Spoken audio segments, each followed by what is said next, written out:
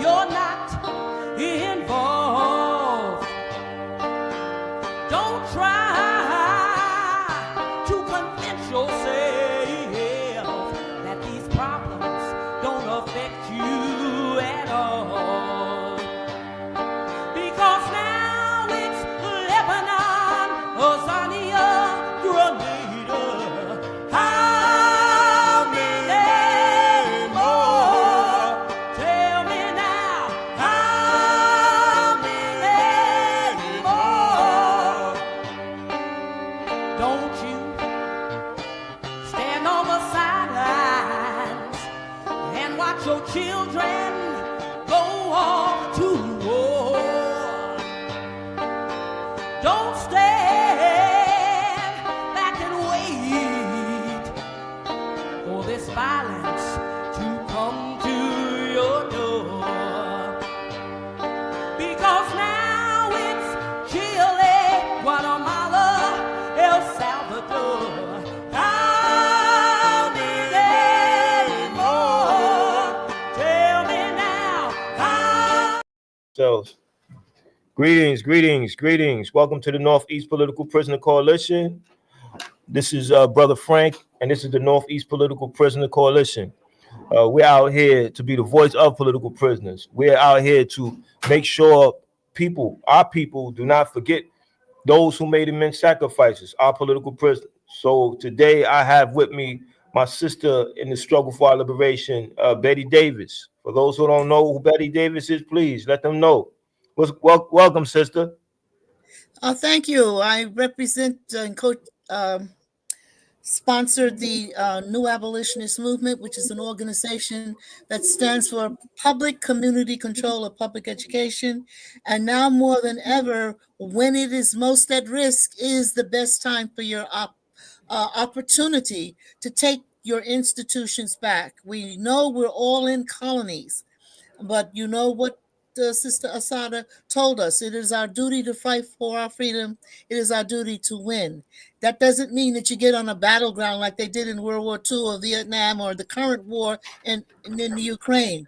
The battleground is when you fight for your institutions and when you fight for your political prisoners. And so before I continue, I want to thank you for letting me join you this afternoon. I know all of us are fighting on many fronts. And by fighting, I mean the struggle, the resistance to oppression. But I'd like to share a quote with you. And it comes from one of Charles Dickens's characters, Nicholas Nickleby. And what he says is, family not only need to consist of merely those whom we share blood. I'll say it again. Family does not only consist of merely those with whom we share blood, but also for those whom we'd give blood. And the political prisoners are not your blood family, but they were willing to give blood for you. That makes them your family. And how do we know how successful they were? Look at all they're taking back now that the forces of anti-humanitarian issues in this country are rising to the top.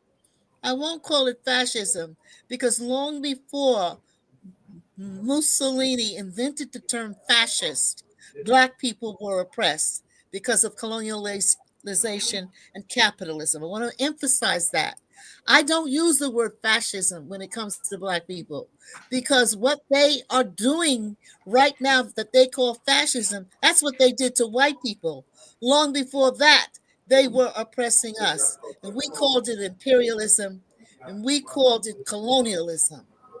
But those whom I consider family are those who risked their blood for me. And they are taking back your right to public school system. They're taking back your right to health. They're taking back your right to have adequate food, have food security. They're taking your housing away in the form of gentrification.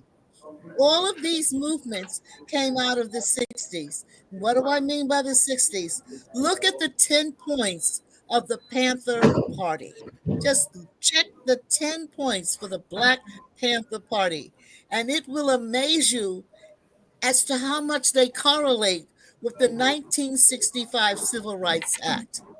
So these comrades of ours who are still in jail as a result for standing up for your human right to housing, your human right Absolutely. to free public education, your human right to free medical care in the richest country in the world, your human right to be able to express your ideas about how you are being oppressed. All of this came out of the movement of the 60s, and the movement of the 60s could not have existed without our political prisoners and our Black Panther Party in particular. So now that we see how much of what we did really enraged them, that's all Trump represents. He represents the attempt of the colonial empire to continue to hold on to its empire. And I like what Charles Barron said recently in a speech in a church in Brooklyn. He says, don't get so panicky. This is a wonderful opportunity for us to go to the next stage. The empire is crumbling all over the world. The Western empires are shaking. It is our opportunity to bring about a real democracy, a real anti-colonial, anti-capitalist, shall we say, movement. And so I think you should look at it from that point of view. And the first obligation of any movement is to free its warriors. Let's be real. I mean, this is a country that kills everything. How are you going to exist without warriors? Any people that separates themselves from its warrior class cannot exist. You just have to look at nature to see that.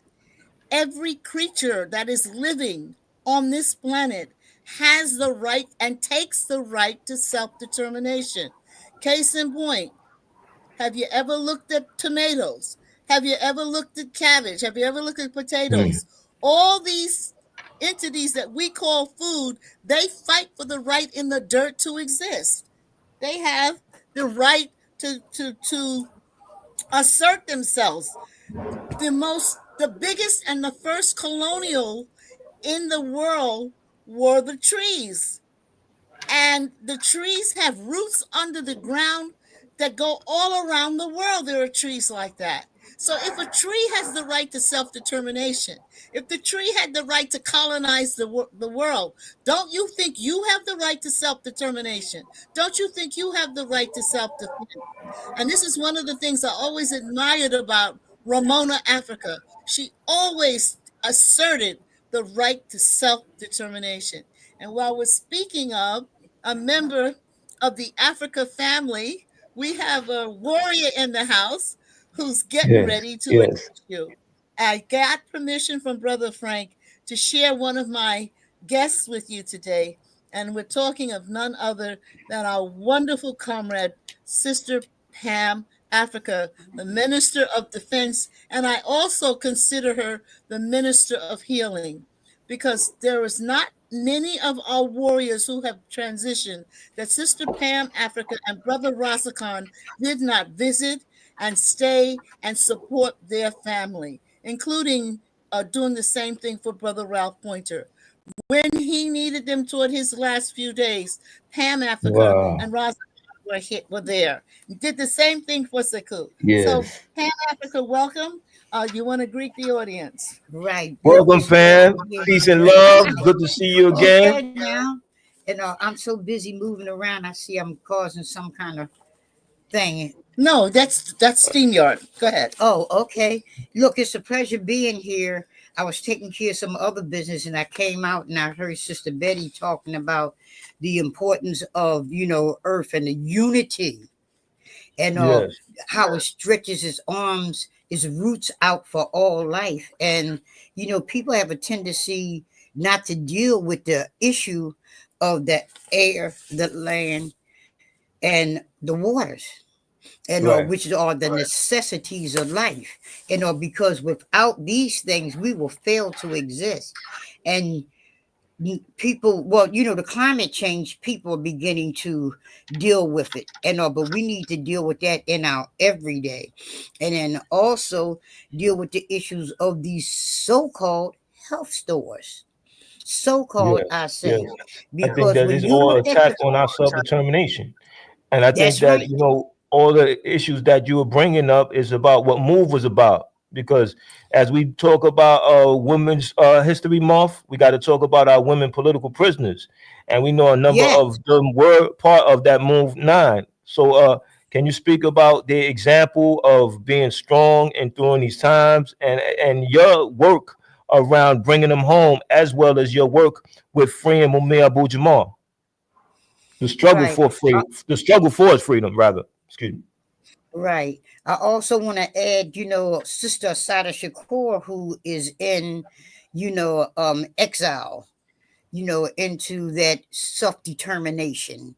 And but in dealing with my family and we're taught to deal by John Africa with the principle of life, and building family and educating people on our true enemy.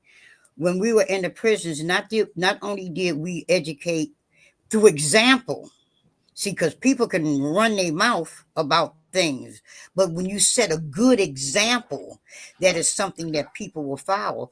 Because only did we educate the inmates, we educated the guards that was Wow. locking us up and making them understand, and all that higher than thou, thing that you have with you about us as inmates, and trying to stop, because when they lock themselves in, when they lock us in, they locking themselves in the same conditions. The water, they was drinking poison water. They didn't have um Mm. bottled water for the guards like they didn't have for us, and the water was bad there. You had to show people join in a unity thing, when you're fighting for your life, and they had to understand that this fight here was for your life, because you're drinking the same water. You're not sitting in the office where they have spring water in bottles for you, and they're Mm. treating you just like they treat us. The diseases that was in the inside, and where the wardens and things, they had a whole different kind of lifestyle that they was dealing with, the air conditioning, the air purifiers and things, but they didn't. So we not only unified the people on the inside, but also unified the guards on the inside as well to rise up with us. When my sister Merle Africa was murdered in that prison, and the reason why I say murdered, because when Yes, Merle speak went on it. there, yeah, Merle was healthy. She was strong. Mm. This government attacked our home. They came to ours, and police officer Ramp strapped a gun, a rifle, and everything on his back to come out to a black neighborhood, and to arrest, move people, and which they shouldn't have been there because it was an agreement made. They broke the agreement. But when he came there, he was murdered, but he wasn't murdered by us. He was murdered by them. They had a cop bullet that went down into this Mm. man's body, and we were in the back. We were 6 feet below in the basement. My brothers and sisters was the only way they Yes. could shoot them if they had guns, and it would have had to be to the front, and the bullets would have to been going up. My family did 40 years in jail for the murder of Damn. police officer James Ramp. And but one thing I want to talk about is unity. Unity, and the people in the community, and they came in between Move and the police on, or no, they did it on August 8th as well as May 20th Yes. when Move first came out, and against this government who was attempting to sneakily come in and kill Move, and because of the movement that you have in dealing with people, and we were tipped off, and Move came Mm. out in the element of surprise against them on the platform, was letting them know that, you know, this is like when you was in Vietnam. You was in Vietnam, you was in somebody else's land, and they wasn't afraid to fight because these people was aware of who you are. When the police came into Powhatan Village and they surrounded our home, it was the people who broke through a barricade with over 500 cops, snipers on the rooftop with guns aimed down to kill moving. It was like, oh, hell no. The community, Wow. it was Latinos, it was Black, it was white, it was college students, it was doctors, and everything broke down a barricade where it was surrounded by police in order to get in between Move and the people. You know, and it was through the examples that you set through the year. True love and Seeing that commitment consistency to your of community. Move being in the community. Yes. I think that's that Yes. I want to consistency of Move interject being in here community. Go ahead. because this is the same script that existed for Lynn Stewart. She was known as the people's attorney. She's also known as the lawyer who, along with Ralph Pointer, her private investigator, that got Larry Davis off the first time for self-defense against the police. It was the Yes. unity of several communities coming together, the white left, the black left, the clergy, and the media, especially WBAI and Pacifica. All of these forces came together and united around her struggle to bring her home before her disease killed her in prison. And this is what is happening with the Imam Jamil Alamin, Brother Mumia Abu Jamal, Yes. and our Yes. beloved Kamal Siddiqui. This is why we are raising up our voices on this podcast. We hope you'll make a donation. We hope you'll send letters to the prison. There is no excuse for keeping these elders under the control of a death camp. And let's face it, the stories that are coming out from the prisons in New York City, where our brother Brooks was killed and tortured over a 24-hour period, document that the state no longer has the moral power to claim that they are helping people to overcome whatever reasons they incarcerated them for. The state is not rebuilding people's character. The state is not returning you to a community after you have violated some crime. The state is the torture instrument. The state is the death camp, and that's what these prisons represent. And so we definitely know our political prisoners are our captured comrades. Yes. And that is a universal code. Captured comrades spend a limited time of a sentence. All of these comrades who are in prison have more than served their sentences. The United States is violating a UN code by continuing to incarcerate them, especially under these conditions. And so we are demanding and we are insisting that they be allowed to come home to their families, especially given their medical conditions. And it represents medical suicide for them to continue to be under the control of these prisons. And what Sister Pam is illustrating to you is that even in prison, our warriors transform the death camps. This is what makes them dangerous. They never stop doing their work. Free them now. And another Yes, good and example. I noticed that, you know, Pam, you talked about the community support, and that's one of the things that the Northeast Political Prisoner Coalition has done is find a way to insert the ideas of political prisons into a political community. Right now, I'm in East New York, Brooklyn, and I have a Free Joy Power hat. I got my B. Sekou Odinga shirt on. And this brings this idea to people who are not used to seeing these ideas. And I think that that's necessary, because once we start to engage people in this discussion about political prisoners, then they'll understand or appreciate the progress that has been made. I know that at one point, Mumia Abu Jamal was on death row. And I know it was the work that sisters like you and other sisters, Joanne Fernandez, being involved in that particular work, and other sisters and other comrades, female comrades, that were involved in that work to get him off of death row. So please educate us about that particular victory, because we have to examine our victories so we know what we could do currently. Right. You know, it's working with people, you know, I was going to, and the people we was working with, go and you you learn to work with other people who have the same problems, and promote. It's all one problem, and Mm. when you pull together people to show where we got common, like with hepatitis C. But before that, I want to go to the fact that something that people don't talk about, brothers and sisters that's in the prison. When Mumia was sick and ill and in the prison, and and I'm talking about mothers, sons, mothers, husbands. I'm still talking about women who had the strength to stand with their man, with their people. Mm. These brothers and sisters are responsible. When young folks come into these prisons, they educate them, they turn them around, and some come in there with full of hate. I mean, hate, Yes. and for a system that have failed them and didn't know what to do. They came across a Sundiata Akoli. They came across a Sekou Odinga, a Mumia, and a brother from New York, and who as a kid, I know him as Ghani. I can't think of Ghani's last name. And I know a lot of New York people came down for him when he Mm. was for his case.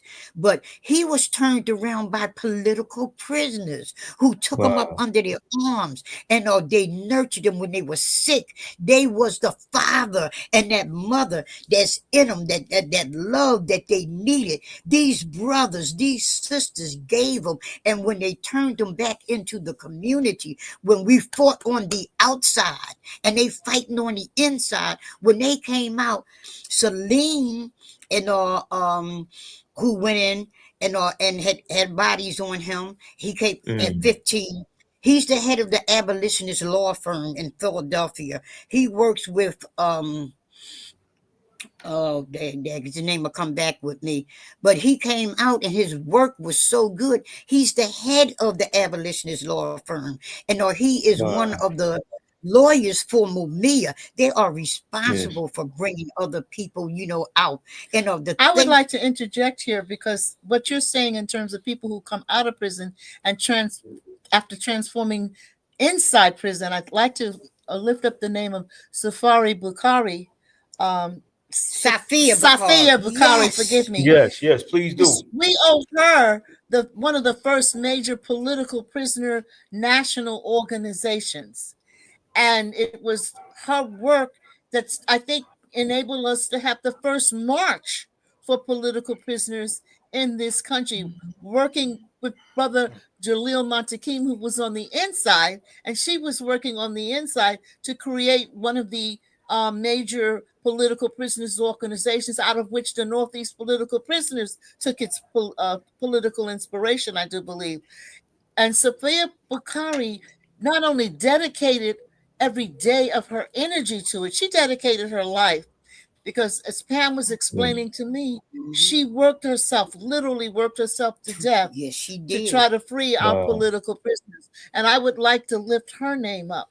I'd Yes. also like to lift Absolutely. up the name of Queen Mother Moore, Woo. who worked Yes. and educated all of us about the whole concept of reparations and colonialism. So if we're talking about Women's History Month, I cannot let Women's History Month go by without remembering Safia Bukhari, Safia Bukhari, forgive me, family, Absolutely.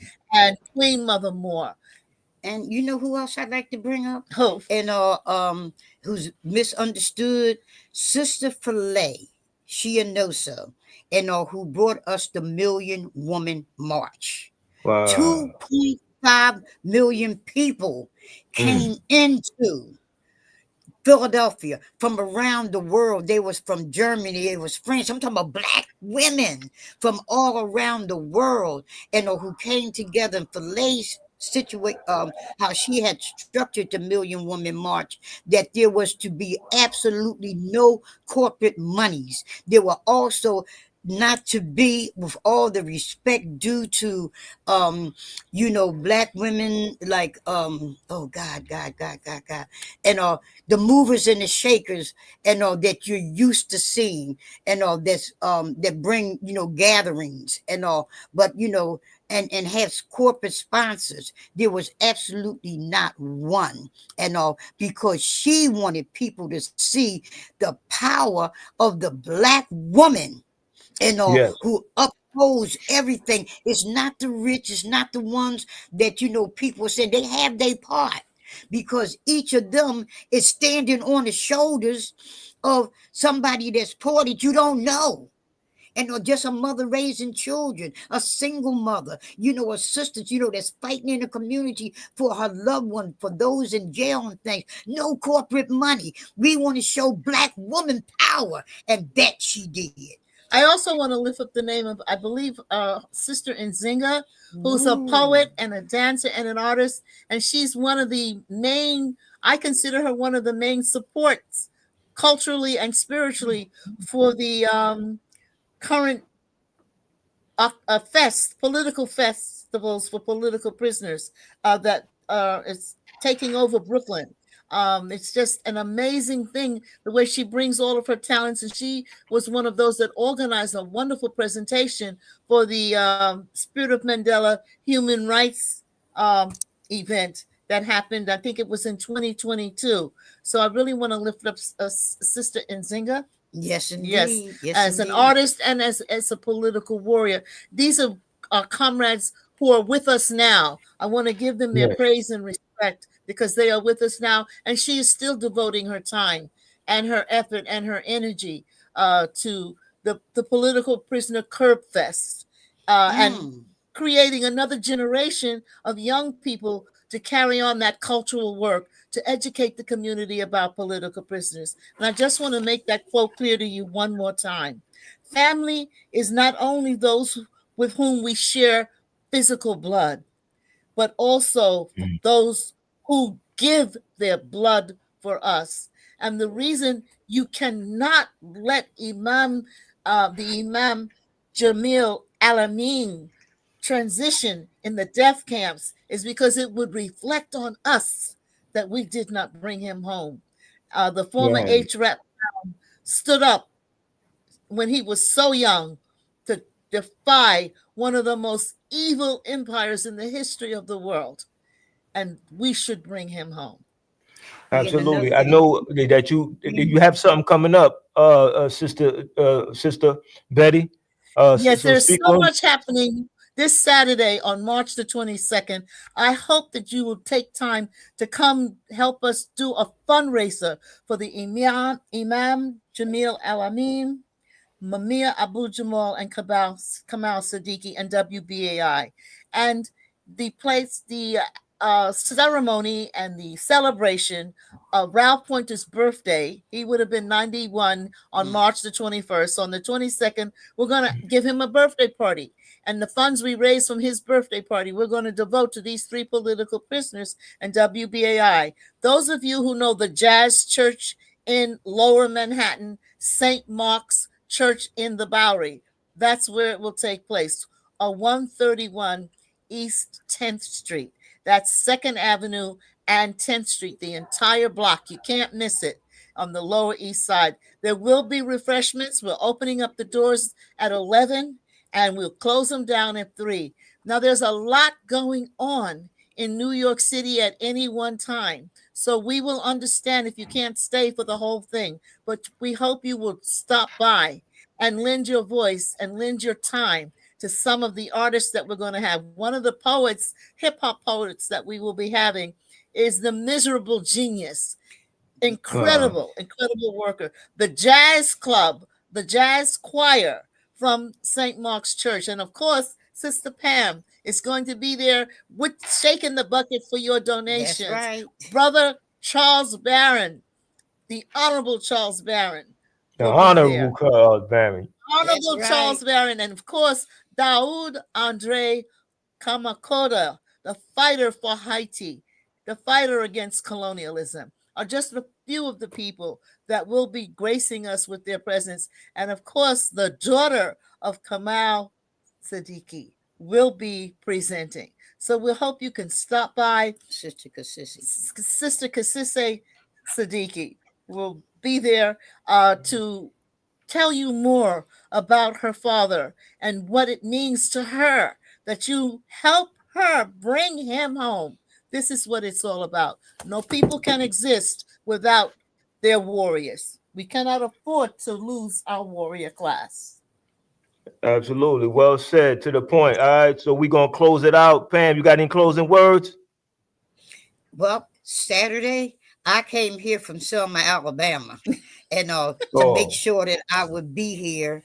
I came in today to do whatever help I can, and be on the phone calling people to make sure that they tune in. And I understand it's going to be streamed, Yes. right? And also, I'm going to be pushing the pitch to help raise funds for political prisoners. And I had the honor of introducing the Honorable, who came into this arena like a storm, like a tornado, and all those powerful things that this government fear, that they can't lock up. He comes, I'm introducing him. I'm introducing that force, that don't back down, don't suck up, that is there. And I'm saying I'm going to be there and pushing again, raising funds for political prisoners and the necessity of it, and talking about the things that they do.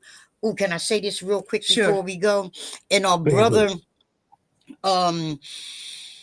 Simotap is heading this campaign against Netflix about McIntosh, James McIntosh, right? About this cartoon that they have, and that goes on now, that is sponsored and produced by Jeff Curry, I think it is. Right, Jeff Curry, the basketball Steph player. Curry. I used Steph to Curry. like that boy.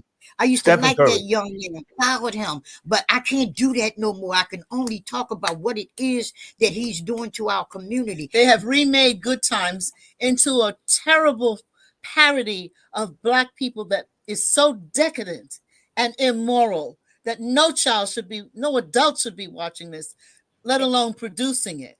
And one of the clips showed where, it's about, a young Black girl taking menstrual blood and throwing it into the face of a Black child, another Black one. Right, and then there's one where they riding through the womb on a tampon, with blood splashing. And I'm saying this is the most sick, most vile. I'm gonna have information there, about that. And for people who know who Simotap is, get in contact with brother Dr. James McIntosh. Right. And, push this. We cannot allow them to get away with this. No way. I don't care who the hell they put up there in front.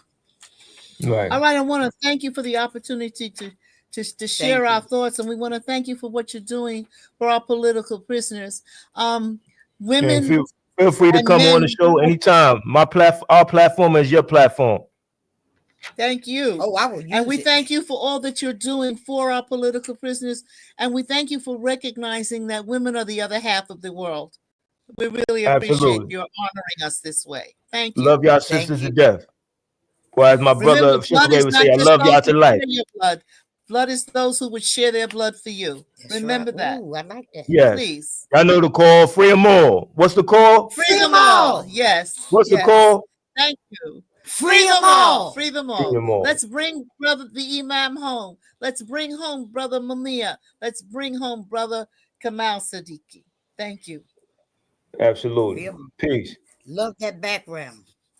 Indians live proud and free before the oppressor's slavery. Black people live proud and free. How many more? Tell me now. How many more? Don't you stand on the sidelines and say